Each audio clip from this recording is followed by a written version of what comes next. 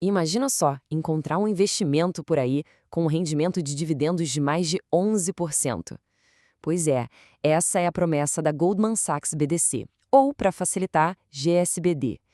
Mas, claro, com números tão altos assim, a gente sempre desconfia, né? Sempre tem uma história por trás que precisa ser contada. Então, vamos mergulhar fundo e ver o que realmente está acontecendo aqui.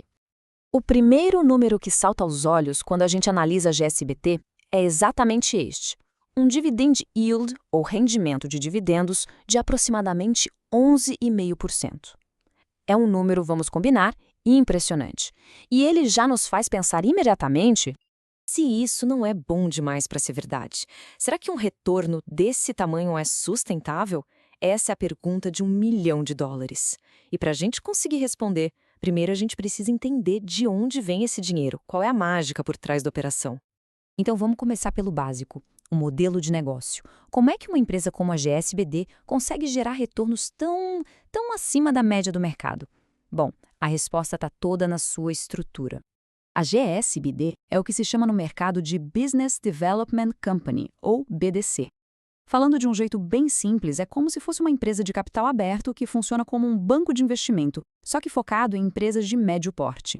Elas entram com um capital para negócios que muitas vezes não conseguem aquele acesso fácil aos grandes bancos ou ao mercado de ações. E é aqui que está o pulo do gato. A GSBD não está comprando ações do jeito tradicional. Na verdade, ela atua como uma credora. Ela usa várias ferramentas para isso, desde o crédito sênior garantido, que é a aposta mais segura, tipo ser o primeiro da fila para receber se algo der errado, até dívidas bem mais arriscadas, como a dívida mezanino.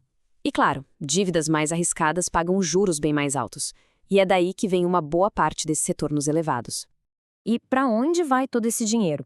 Bom, o portfólio deles é bem diversificado. Eles investem em vários setores, como telecomunicações, equipamentos eletrônicos, até desenvolvimento imobiliário. A lógica por trás disso é bem simples, né? Diluir o risco. Se um setor vai mal, os outros podem segurar as pontas e evitar que o resultado todo seja afetado. Certo. Então a gente já entendeu como, emprestando dinheiro para empresas de médio porte, com diferentes níveis de risco. Agora, vamos olhar para os números de perto para ver como isso se transforma naquele dividendo que chamou nossa atenção. Aqui estão os dados crus. O dividendo anual é de US$ 1,28 por ação. Mas olha, a métrica mais importante aqui pra gente é o tal do payout ratio. A GSBD distribui mais ou menos 74% dos seus lucros como dividendos. Isso mostra um foco gigantesco em retornar valor para os acionistas, claro, mas ao mesmo tempo acende um sinal de alerta sobre a sustentabilidade disso tudo. E isso só reforça uma regra de ouro dos investimentos. Um retorno muito, muito alto quase nunca vem de graça. Ele raramente vem sem um risco à altura. Então, qual é exatamente o preço que se paga aqui? E é isso que nos leva direto para os riscos. Aquele rendimento altíssimo parece incrível, mas qual é a pegadinha? Vamos detalhar agora quais são as vulnerabilidades que ficam escondidas por trás desse modelo. Basicamente, são três preocupações centrais. A primeira, e mais óbvia: a empresa tem fôlego para continuar pagando esse dividendo tão gordo? Segunda, e se as empresas que pegaram dinheiro emprestado com a GSB começarem a dar calote? E terceira, como esse modelo todo reage se a economia como um todo entrar numa crise, numa fase ruim? É um efeito dominó bem claro. Se a economia desacelera, as empresas começam a ter dificuldade para pagar suas dívidas. Se elas não pagam, a receita da GSBD despenca. E aí, de repente, a capacidade de pagar aquele dividendo espetacular fica seriamente comprometida. Um passo leva diretamente ao outro. Ok, então, a gente viu um modelo de negócio que é bem atraente e os números que impressionam, mas também vimos os riscos que não são poucos. Vamos agora colocar tudo isso na balança, pesar os prós e os contras.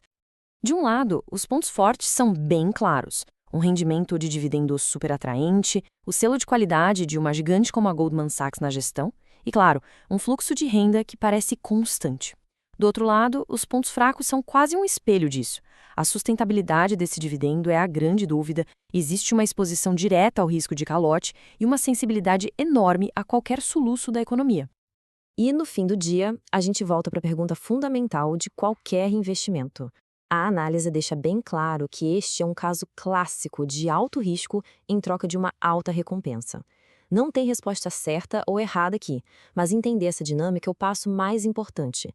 A reflexão que fica é: essa recompensa que parece tão boa, ela justifica o risco que vem junto?